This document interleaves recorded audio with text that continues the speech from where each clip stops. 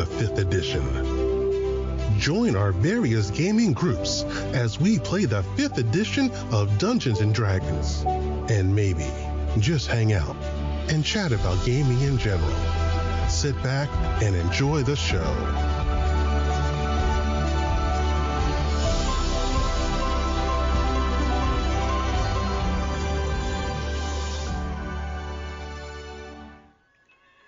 Hi, this is Kelly, aka Trixie from Ragnarok and Roll, assigned to Ragnarok Story, and Tilda Wimblewick from D&D Journey of the 5th Edition.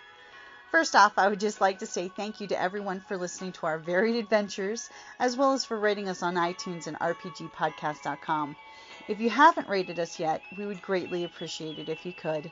And if you're looking for more ways to support our efforts, we are now on Patreon, a great site where you can help us continue making more podcasts, as well as some special surprises for our patrons. If you can, please look us up at www.patreon.com/cppn. Every little bit helps. And again, thank you for listening. Hey guys, welcome back to Creative Play and Podcast Network. It is the second to last day of the 30-day Dungeons & Dragons Challenge. Joining me today is Kelly. Hello. And somebody I haven't had a chance to chat with in a long time, Justin. Hello.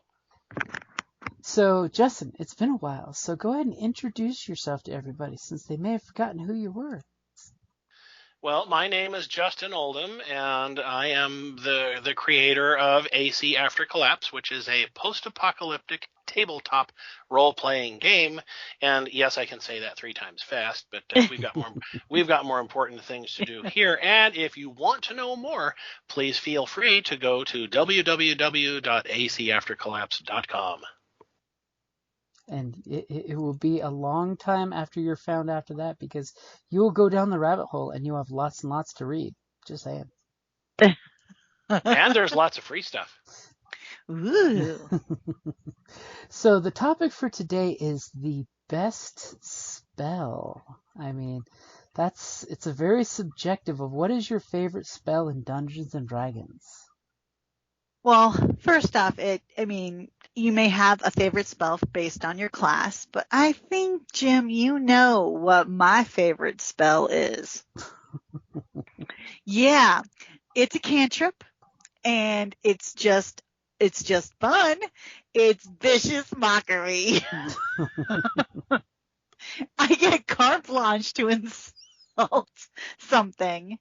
And it's got a charisma saving throw. So most creatures, that's usually their dump stat, you know. Mm-hmm. And if they fail, then they take 1d4 psychic damage. It goes up as you level.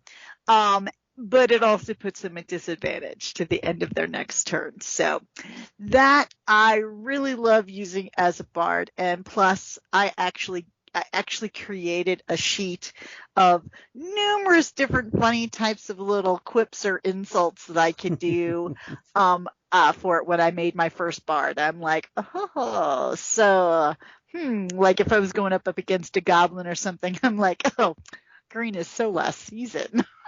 Vicious Mockery for the win. I just love that spell.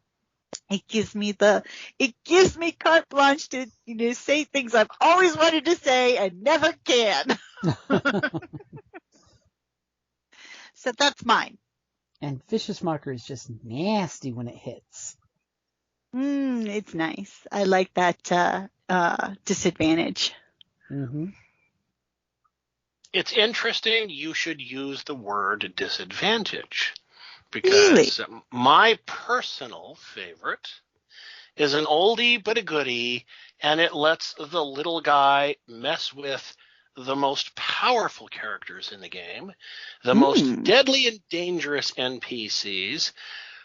All you need is a first-level magic user who can whip out the Dispel magic, and stuff happens. Ah. Dispel so how many magic times is dirty?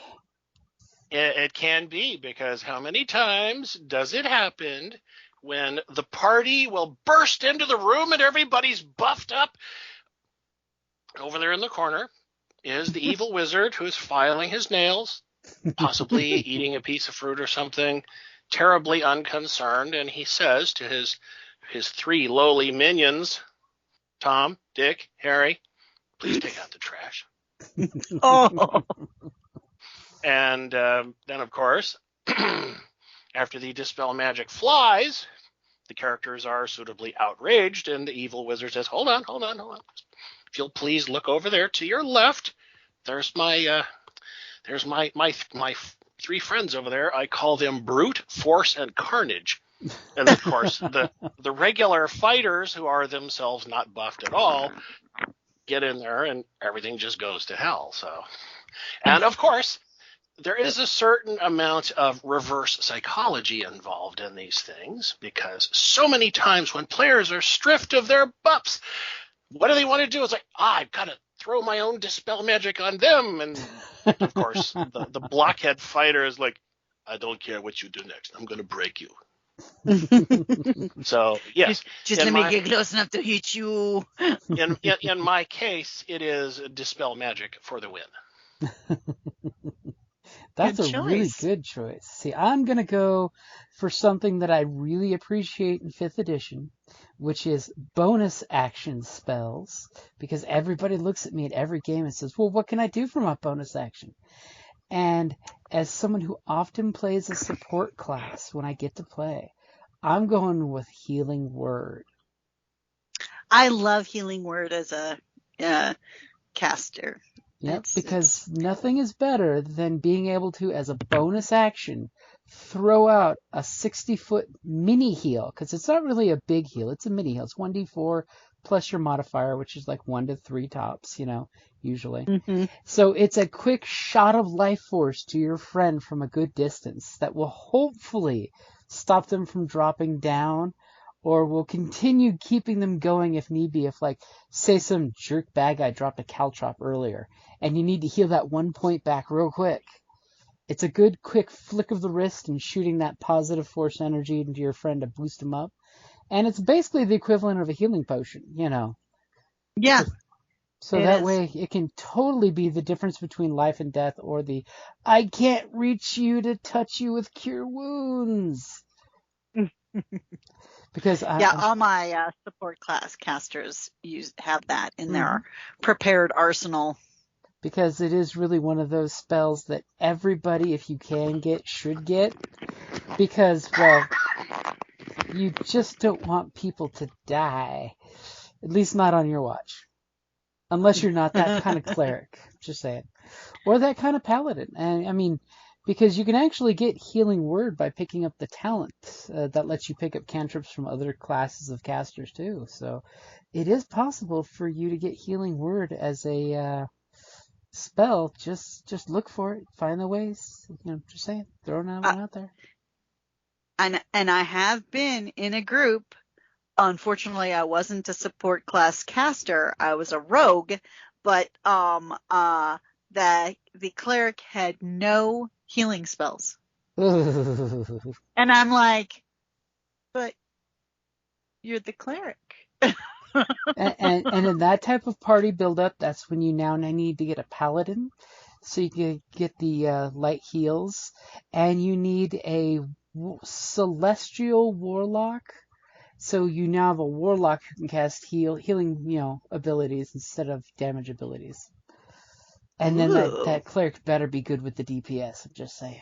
Hold it, would a celestial warlock still get Eldritch Blast? They have access to it, yes.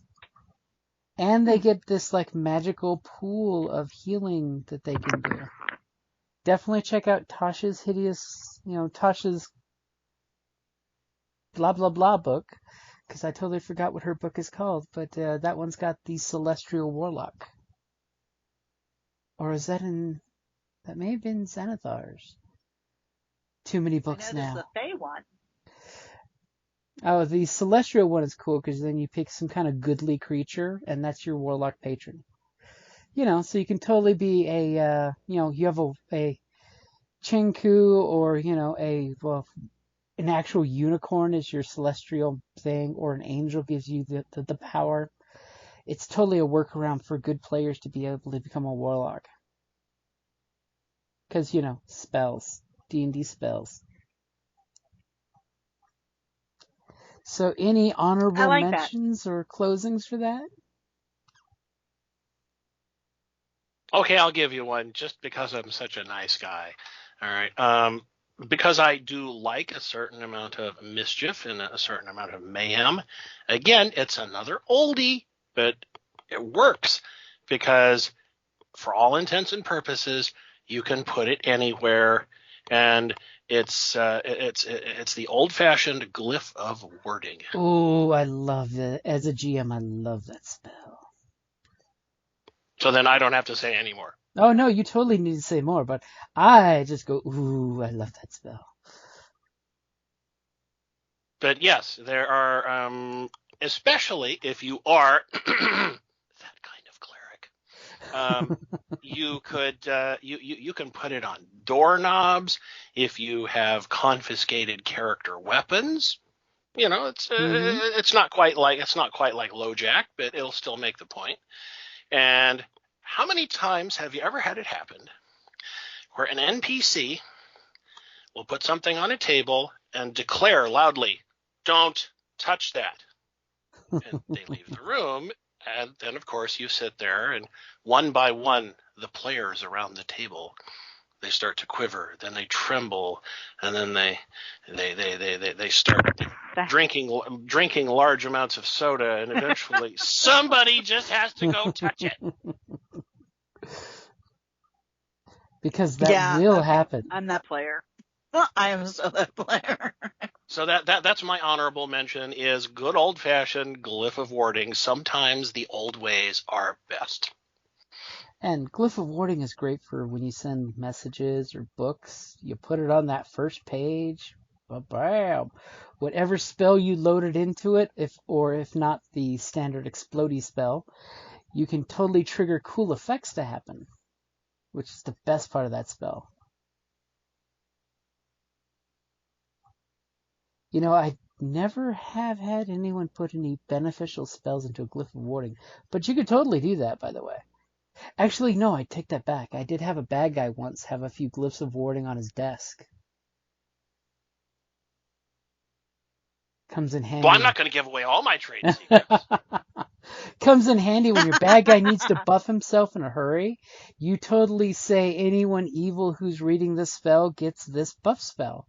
You start with haste, then you end off with some mage armor, and your bad guy basically just has to trigger these wards by just looking at them. And it's a great way of instantly buffing your bad guy. Not that I would, but... No, of course not, right? No GM would do that. And how about for you, Kelly? Any honorable mentions? Well, let's see here. Because I think yours and mine is going to be the same honorable mention. I don't know. Prestidigitation. Nope. Different choices then. But that's a good choice. No, actually, there are so many good spells out there. But I'm gonna if you know that you're gonna go out on a journey, where you actually have to go out and camp and stuff, I highly recommend the tiny hut. Oh, that's a nice one. That's a great one for camping, because it's then you don't have to, of course, sometimes those nighttime, somebody filled their watch roll, can lead to some interesting adventures. But if you want a good night's rest, I'd go with that tiny hut. It's going to take one of your prepared spells. But, if you're going to be traveling, for everybody involved, it's a good one. See, my honorable mention is Spare the Dying. I totally thought you'd go for that one. Oh, yes. Oh my God. In my opinion, all clerics have to take that spell.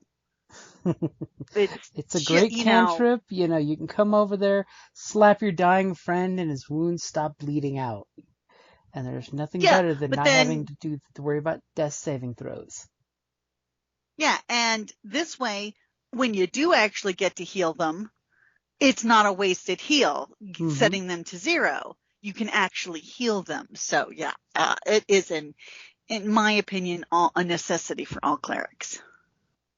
So I think that'll wrap up the magic for the day for our favorite spells in D&D. Tomorrow's going to be a hard one, though.